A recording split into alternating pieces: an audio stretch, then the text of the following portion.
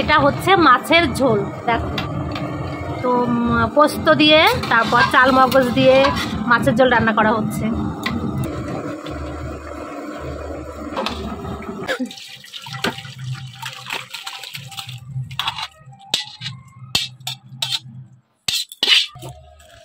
হয়ে গেছে মাছের ঝোল রেডি।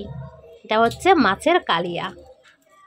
তো দেখতে কিন্তু বেশ লাগছে, কাশ্মীরি লঙ্কার গুঁড়িতে রান্না করা হয়েছে না, ওই কারণে ব্যাপক কালার এসেছে। এটা মাছের মাথা দিয়ে মুগ ডাল রান্না করা হচ্ছে। তো দেখো মশলা কষানো হচ্ছে মাছের মাথা দিয়ে, আর এখানে যে ডাল সিদ্ধ হয়ে গেছে।